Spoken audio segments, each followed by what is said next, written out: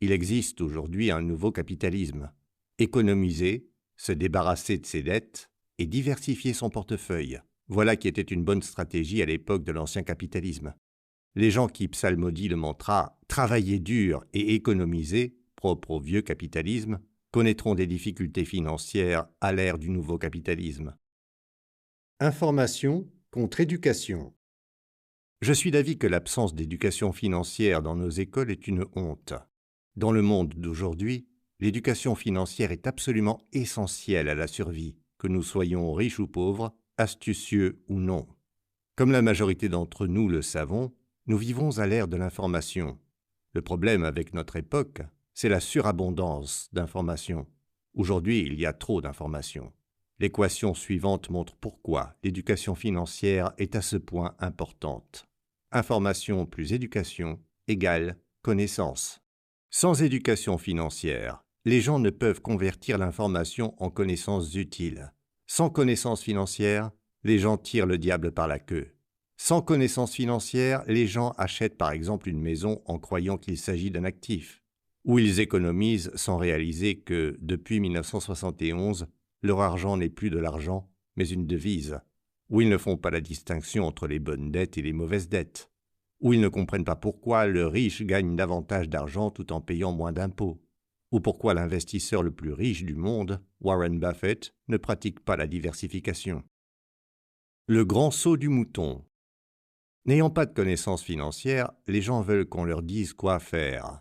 Et la majorité des experts financiers leur recommandent de travailler dur, d'économiser, de se débarrasser de leurs dettes, de vivre au-dessous de leurs moyens et d'investir dans un portefeuille diversifié de fonds communs de placement.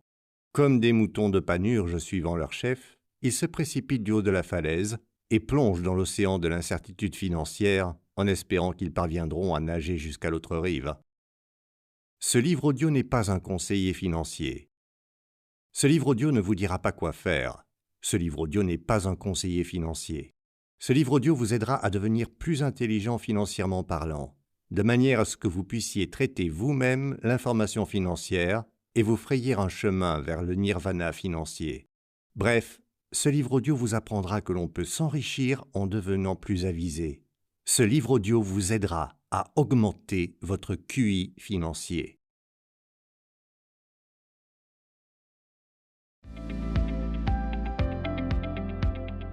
N'oubliez pas de vous abonner à la chaîne pour ne pas manquer les nouveaux livres.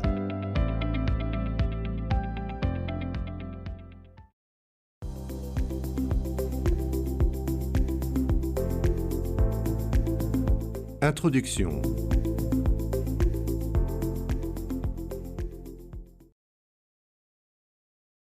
L'argent fait-il de vous une personne riche?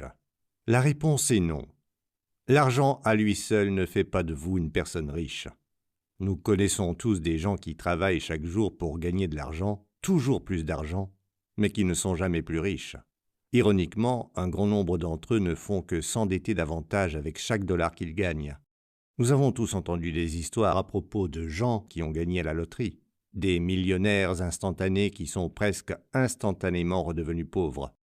Nous avons également entendu parler de forclusion ou saisie en réalisation de la garantie hypothécaire. Au lieu de rendre les gens plus riches et plus stables financièrement, le marché immobilier les prive de leur maison et les plonge dans la pauvreté. Nous sommes nombreux à connaître des gens qui ont perdu de l'argent en investissant à la bourse. Vous êtes peut-être l'un d'entre eux. Et même le marché de l'or, la seule véritable monnaie du monde, peut faire perdre de l'argent aux investisseurs. L'or a été mon premier véritable investissement de jeune adulte. J'ai commencé à investir dans l'or avant de me lancer dans l'immobilier. En 1972, à l'âge de 25 ans, j'ai commencé à acheter des pièces d'or à une époque où cette monnaie valait environ 70 $ pour 30 grammes. En 1980, pour la même quantité, elle en valait près de 800 $. Le marché est devenu frénétique. La cupidité l'emportait sur la prudence. Des rumeurs laissaient croire que le cours de l'or atteindrait 2500 $ pour 30 grammes. Des investisseurs gourmands ont commencé à se constituer des réserves, même s'ils n'avaient jamais acheté d'or auparavant. Mais au lieu de vendre certaines de mes pièces d'or et de réaliser un petit profit, je les ai conservées, espérant moi aussi que sa valeur augmenterait. Environ un an plus tard, lorsque le cours de l'or a chuté sous les 500 $ le 30 grammes, j'ai vendu ma dernière pièce. À partir de 1980, j'ai observé sa chute inexorable, jusqu'à ce qu'il se stabilise à 250 $ pour 30 grammes en 1999. Bien qu'il ne m'ait pas rapporté beaucoup de bénéfices, l'or m'a enseigné un grand nombre de précieuses leçons à propos de l'argent. Lorsque j'ai réalisé que je pouvais perdre de l'argent en investissant dans la seule véritable monnaie, l'or, j'ai compris que ce n'était pas l'or, et donc l'actif, qui avait de la valeur. J'ai compris que c'était l'information relative à l'actif qui faisait en sorte qu'une personne devienne riche ou pauvre. En d'autres termes, ce n'est pas l'immobilier, les actions, les fonds communs de placement, les entreprises ou l'argent qui font qu'une personne est riche. C'est l'information, les connaissances, la sagesse et le savoir-faire, ou encore l'intelligence financière, qui font qu'une personne est riche. Des leçons de golf ou des bâtons de golf. L'un de mes amis est un fanatique de golf. Il dépense des milliers de dollars chaque année pour acheter de nouveaux bâtons et tous les nouveaux gadgets qui font leur apparition sur le marché. Le problème, c'est qu'il ne dépensera jamais un sou pour s'offrir des leçons de golf. Par conséquent, son jeu ne s'améliore pas, même s'il possède un équipement dernier cri.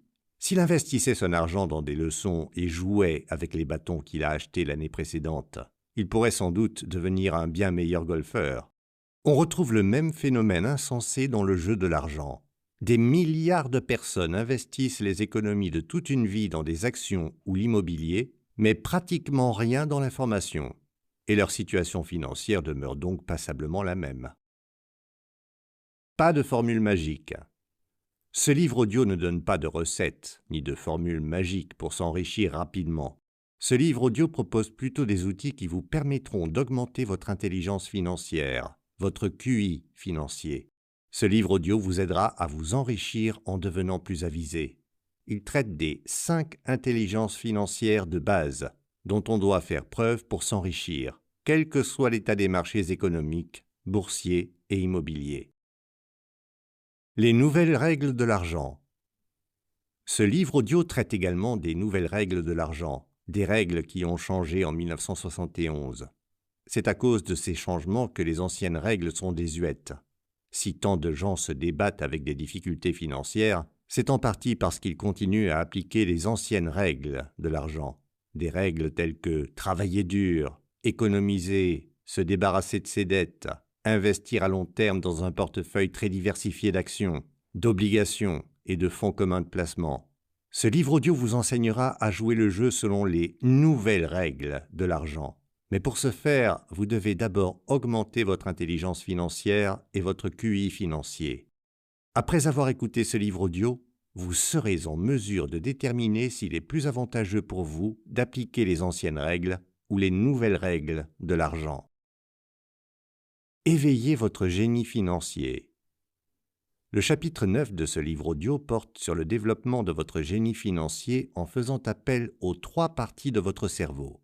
Comme la majorité d'entre nous le savons, les 3 parties de notre cerveau sont l'hémisphère gauche, l'hémisphère droit et l'inconscient.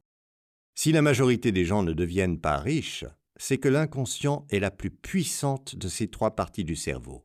Par exemple, ils peuvent étudier le marché immobilier et savoir exactement quoi faire en se servant des hémisphères gauche et droit de leur cerveau, mais le puissant inconscient peut prendre le contrôle et dire « Oh, c'est trop risqué. Et si tu perdais tout ?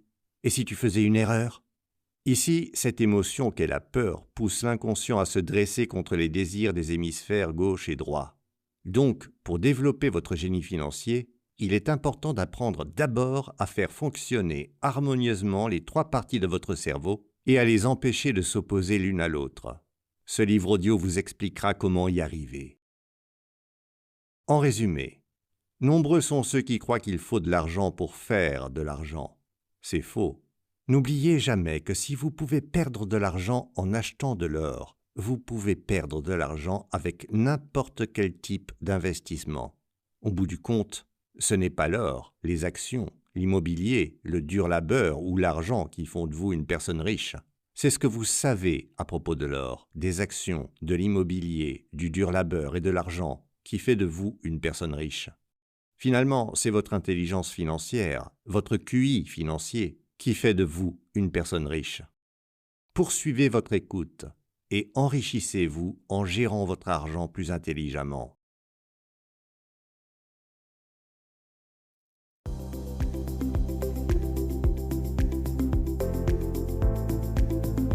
Chapitre 1.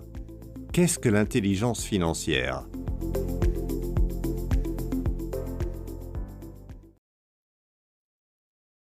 À l'âge de 5 ans, j'ai été transporté d'urgence à l'hôpital où j'ai subi une intervention chirurgicale.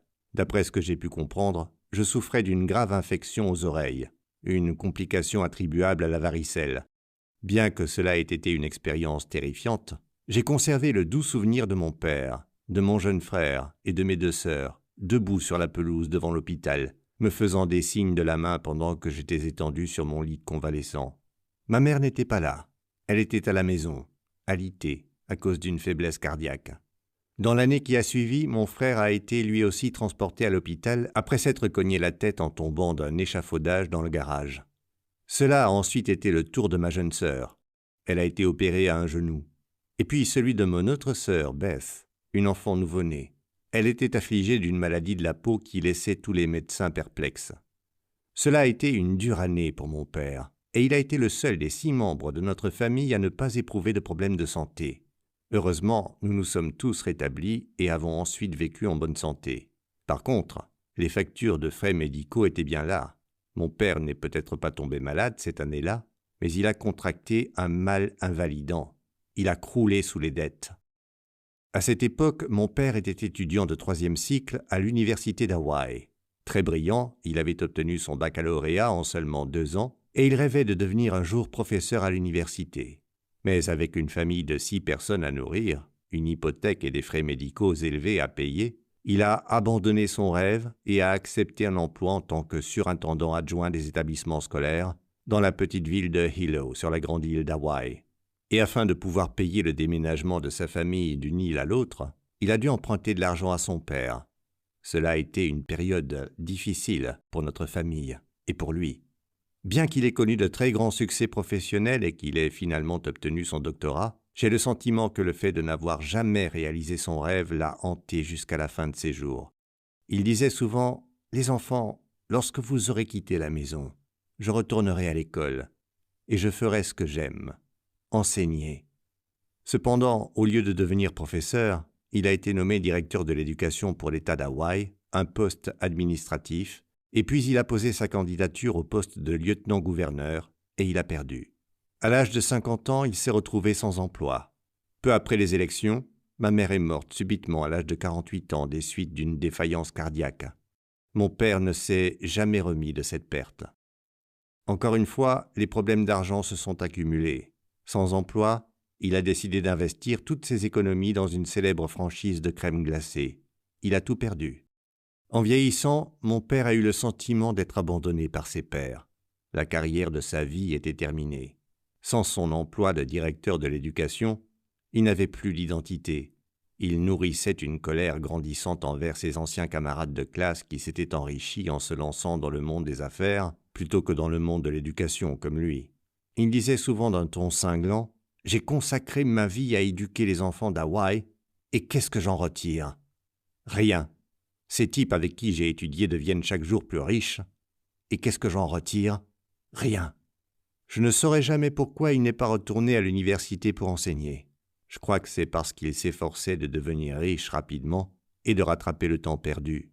Il concluait des transactions insolites et fréquentait des arnaqueurs à la langue bien pendue. Aucun de ses projets pour s'enrichir rapidement n'a réussi. Sans quelques petits boulots occasionnels et ses prestations de la sécurité sociale, il aurait été dans l'obligation d'emménager chez l'un de ses enfants. Quelques mois avant qu'il meure d'un cancer à l'âge de 62 ans, mon père m'a appelé à son chevet et s'est excusé de ne pas avoir grand-chose à nous laisser. J'ai pris sa main dans la mienne. J'y ai posé la tête et nous avons pleuré ensemble. Pas assez d'argent. Mon père pauvre a eu des difficultés financières pendant toute sa vie. Peu importe le salaire qu'il touchait, il n'avait pas assez d'argent. Son incapacité à résoudre ce problème a été pour lui une source de grande douleur jusqu'à la fin de ses jours. Tragiquement, il croyait ne pas être à la hauteur, tant professionnellement que comme père de famille. Étant issu du milieu de l'éducation, il a fait de son mieux pour mettre de côté ses difficultés financières et se consacrer à une cause plus noble que l'argent. Il a fait de son mieux pour affirmer que l'argent n'avait pas d'importance, même lorsqu'il en avait. C'était un grand homme, un mari et un père merveilleux, et un brillant éducateur. Et pourtant, c'était cette chose que l'on appelle l'argent qui prenait souvent le dessus, le traquant silencieusement. D'ailleurs, ce qui est plus triste encore, c'est que l'argent est devenu vers la fin de sa vie la mesure qu'il utilisait pour évaluer son existence. Malgré sa grande intelligence, il n'a jamais su résoudre ses problèmes d'argent. Trop d'argent. Mon père riche, qui a entrepris mon éducation financière lorsque j'avais 9 ans, avait également des problèmes financiers, mais il ne les voyait pas du même œil que mon père pauvre. Il reconnaissait l'importance de l'argent, et c'est pour cette raison qu'il s'évertuait à accroître son intelligence financière chaque fois qu'il en avait l'occasion. Pour lui, cela signifiait s'attaquer de front à ses problèmes d'argent et tirer un enseignement du processus. Mon père riche n'était pas aussi instruit que mon père pauvre, mais parce qu'il résolvait ses difficultés financières différemment et augmentait son intelligence financière, son problème était qu'il avait trop d'argent. En ayant deux pères, un riche et un pauvre, j'ai appris que, riche ou pauvre, nous avons tous des problèmes d'argent. Les problèmes d'argent du pauvre sont 1. Pas assez d'argent. 2. Le recours au crédit pour remédier à une insuffisance de fonds. 3. La hausse du coût de la vie. 4. Une hausse des impôts avec toute augmentation de salaire. 5. La peur des situations imprévues. 6. Des conseils financiers peu judicieux. 7. Une épargne retraite insuffisante. Les problèmes d'argent du riche sont 1. Trop d'argent. 2. Le besoin de le mettre en sécurité et d'investir. 3. Il ignore si les gens l'aiment pour lui-même ou pour son argent. 4. Le besoin de consulter des conseillers financiers avisés. 5. Il a souvent des enfants trop gâtés. 6. La planification successorale et de l'héritage. 7. Des taxes gouvernementales excessives.